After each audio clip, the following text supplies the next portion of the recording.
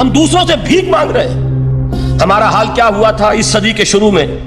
مصطفیٰ کمال پاشا نے جب ترکی میں اسلام کے آئلی قوانین بھی منسوخ کیے، نوٹ کیجئے اس کو، یہ اسی صدی کے وہ صدمے ہیں جو ہم نے اٹھائے ہوئے ہیں۔ اور گاہے گاہے باز خواہی قصہ پاری نہ رہا، تازہ خواہی داشتن گر داغ ہائے سی نہ رہا۔ اس صدی میں کیا نہیں ہوا؟ عربوں کی ریوولٹ ترکوں کے خلاف، ان کے پیٹھ میں جو خنجر گھونپا، اور ایک انگریز، ایک کرنل لارنس کی وہ ساری شرارت، اس کے نتیجے میں ایک عظیم مملکت عثمانیہ، سلطنت عثمانیہ، دی گریٹ آٹومان امپائر، اس کے چیتڑے اڑ گئے۔ اور اس کے بعد وعدے کیے تھے عربوں سے کہ ہم تمہیں حکومت دیں گے۔ ہوا کیا کہ ان کے چھوٹے چھوٹے ٹکڑے کیے اور تقسیم کر لیے۔ مغربی سامراج کا دور شروع ہو گیا۔ اس کا ایک رد عمل مصطفیٰ کمال پر اس درجے شدید ہوا، اس نے ہر چیز جس کا تعلق عربوں سے تھا اس کو ختم کر دیا، ملک بدر کر دیا۔ عربی میں اذان نہیں ہوگی، عربی میں نماز نہیں پڑھی جائے گی، اور اسی کے ضمن میں یہاں تک گیا کہ فیملی لاز بھی رومن لاز جو ہے وہ نافذ کیے۔ تو یورپ کے اخبارات نے اس وقت یہ طنز کیا تھا مسلمانوں پر، یہ مسلمان عجیب قوم ہے، کہتے یہ ہے کہ ہمارے پاس دنیا کا بہترین ضابطہ ہے، بہترین قانون ہے، ہمارے قانون سے بہتر کسی کا قانون نہیں۔ اور حال یہ ہے کہ فیملی لاز کے لیے بھی یہ ہم سے بھیک مانگ رہے ہیں، ہم سے وہ قوانین لے کر اپنے ہاں نافذ کر رہے ہیں۔ آج بدقسمتی سے اکثر و بیشتر مسلمان ممالک کا حال یہی ہے۔ آج ہم ان سے بھیک مانگ رہے ہیں، کہیں جمہوریت کی بھیک ہے، کہیں سوشلزم کی بھیک ہے، کہیں کسی اور سماجی نظام کی بھیک ہے، کہیں مرد اور عورت کی کامل مساوات کا ایک نظریہ ہے، شانہ بشانہ چلنے والا فلسفہ ہے، جو خالص مغرب کی تہذیب کی ایک بھیک ہے جو مانگی جا رہی ہے۔ کاش کہ آج قرآن کے اس اصل اعجاز کی طرف، جو اس کا اصل معجزہ اس دور کے لیے، میں نے عرض کیا کہ اعجاز قرآنی کا وہ معجزہ کہ وہ فصاحت اور بلاغت کی معراج ہے، وہ یا تو اپریشیٹ کر سکتے ہیں اہل عرب، اور اہل عرب میں سے بھی حقیقت میں وہ جو قدیم جاہلی شاعری کے جاننے والے ہیں جو بہت کم رہ گئے، اب وہ جان سکتے ہیں کہ جب قرآن نازل ہوا تو کیوں زبانیں گنگ ہو گئی تھی، کیوں کوئی ایک شخص جھوٹ موٹ کو بھی مدعی بن کر نہیں آ سکا کہ یہ میں نے قرآن کی جیسی ایک کتاب یا قرآن جیسی ایک سورت یا قرآن کی طرح کے چند جملے میں نے موضوع کر دیے ہیں۔ لیکن دوسرا پہلو ہے فکر اور فلسفہ، اس کے اعتبار سے جس کا سب سے بڑا ثبوت اس دور میں علامہ اقبال، اور تیسرا پہلو ہے Islamic social sciences, political science, economics, sociology. اس میں جو کچھ قرآن نے دیا ہے، جو آج بھی انسان کی رہنمائی کے لیے بہترین نظام ہے، اس نظام کو ہم سمجھے، اسے دنیا کے سامنے پیش کریں، تب در حقیقت قرآن مجید کا اعجاز سامنے آئے۔ یہ دو پہلو تو میں نے وہ عرض کیے ہیں کہ جو کسی غیر مسلم کو بھی نظر آئیں گے۔ قرآن کا پریزروڈ ہونا، اس کی انٹیگریٹی، اوتھینٹسٹی، یہ چیزیں وہ ہیں کہ جو سب نے مانی۔ قرآن کے ذریعے تاریخ انسانی کا عظیم ترین انقلاب برپا ہونا، یہ وہ بات ہے کہ جو کسی اندھے کو بھی دیکھنی پڑتی ہے۔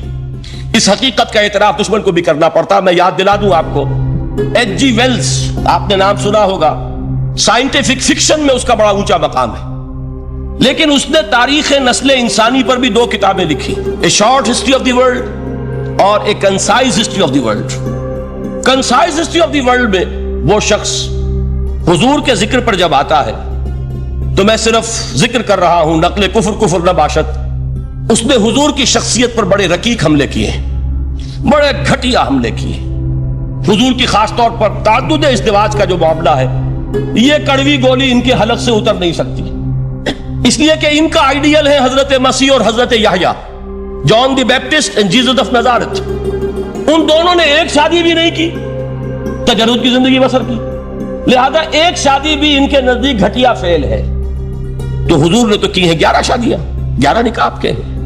یہ جو کڑوی گولی ہے یہ ان کے حلق سے نیچے نہیں اترتی، اس لیے میں انہیں معذور سمجھتا ہوں۔ تو اس نے اس پہلو سے تو بڑے حملے کیے، لیکن خطبہ حجۃ الوداع کے وہ جملے جو ہے تاریخی، پورے کے پورے اس نے کوٹ کیے، لا فصل لعربی علی عجمی ولا لعجمی علی عربی ولا لأحمر على اسود ولا لأسود على احمر الا بالتقوى كلكم بنو آدم وآدم من تراب۔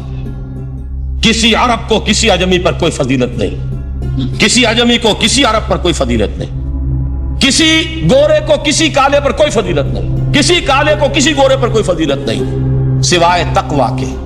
تم سب کے سب آدم کی اولاد ہو اور آدم مٹی سے بنائے گئے تھے.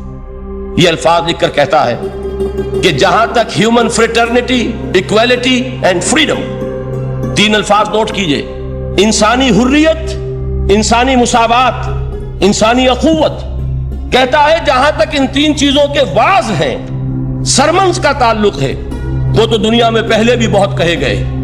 عیسائی ہونے کے باوجود خاص طور پر نام لیتا ہے جیزس آف نزارت. سرمنز تو حضرت مسیح کے ہاں بھی بہت مل جائیں گے کہ تمام انسان برابر ہیں، سب کو بھائی بھائی ہونا چاہیے، سب انسان آزاد ہیں، تمیز بندہ و آقا فساد آدمیت ہے. لیکن وہ کہتا ہے کہ یہ ماننا پڑتا ہے تاریخ انسانی میں پہلی مرتبہ ان اصولوں پر ایک انسانی معاشرہ قائم کیا محمد نے صلی اللہ علیہ وسلم. یعنی حضور کے ساتھ یہ معاملہ ایمپٹی سلوگنز کا نہیں ہے، یہ صرف واز نہیں ہے، یہ صرف سرمنز نہیں ہے، یہ ایمپٹی سلوگنز نہیں ہے. He translated these things into actuality. ایک حقیقت، ایک واقعہ کی شکل دی ہے محمد نے صلی اللہ علیہ وسلم.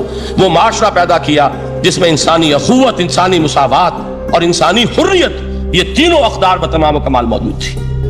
یہی وجہ ہے اس صدی میں نوٹ کیجئے گاندھی جی، موہن داس کرم چند گاندھی، جس کو آج پوری دنیا میں تسلیم کیا جاتا ہے، عالم عرب میں بھی مہاتما گاندھی کی بڑی عزت ہے. پنڈت نہرو کا کسی زمانے میں استقبال ہوا تھا ریاض میں، تو ہمیں بہت غصہ آیا تھا کہ مرحبا برسول السلام، welcome to the prophet of پیس.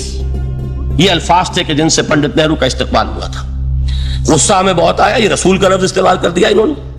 بعد میں ہم نے سوچا بھائی رسول کے معنی ان کے ہاں ایلچی کے ہیں، تو انہوں نے اس کو اپنی جو بھی غلطی میں سمجھا یا صحیح سمجھا اس کو چھوڑ دیجئے، میں کوئی سیاسی گفتگو نہیں کرنا چاہتا. انہوں نے سمجھا کہ یہ شخص اس وقت امن کا پیغام بر ہے، لہذا اس کو ویلکم کیا. بہرحال گاندھی جی کا جہاں تک معاملہ ہے، آپ کے علم میں ہے کہ پوری دنیا میں اس شخص کی عظمت کو تسلیم کیا گیا ہے. ہمارا معاملہ، ہندوستانی مسلمانوں کا معاملہ، یہ دوسرا ہے. وہ تو آپ کو معلوم ہے کہ جوتا جسے کاٹتا ہے اسے پتا چلتا ہے کہ یہ جوتی کاٹ رہی ہے، ورنہ دیکھنے والے کو پتا چلے گا بڑا خوبصورت جوتا ہے، بڑا عمدہ جوتا ہے، کوئی اس میں خرابی نہیں ہے. لیکن جسے وہ پنچ کر رہی ہے اسے پتا ہے کہ یہ ہے کیا. اس اعتبار سے ہمارا معاملہ علیحدہ ہے، لیکن دنیا کو وہ بہت خوبصورت اور بہت ہی اعلیٰ اور بہت ہی اونچی شخصیت ایک نظر آتی ہے. بہرحال ایک پہلو سے یقیناً ماننا پڑے گا اس کی عظمت کو، کہ ہندو قوم کے لیے اور ہندوستان کے لیے، اس کی آزادی کے لیے جو عظیم جدوجہد کی ہے، اس میں کوئی شک نہیں. میں اس وقت جو بات عرض کرنا چاہتا ہوں کہ 1937 کا تصور کیجئے. 1937 میں آپ کو معلوم ہے 1935 میں قانون بنا تھا اور پہلی مرتبہ الیکشنز ہوئے تھے بر صغیر میں 1937، اور وہ ہوئے تھے صوبائی الیکشنز. ان کے نتیجے میں وزارتیں قائم ہوئی. مسلم لیگ نے بائیکاٹ کیا تھا الیکشن کو، لہذا پورے ہندوستان میں تمام صوبوں میں کانگریس کے وزراء کی وزارتیں بنی.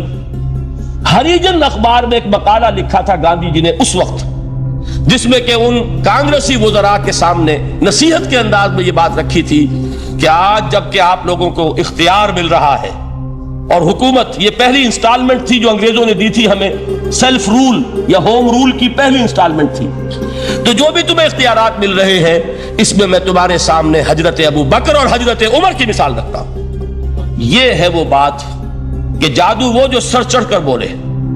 عربی میں کہتے ہیں الفضل ما شہدت بہ الاعداء، اصل فضیلت وہ ہے جس کا کہ دشمن اعتراف کر.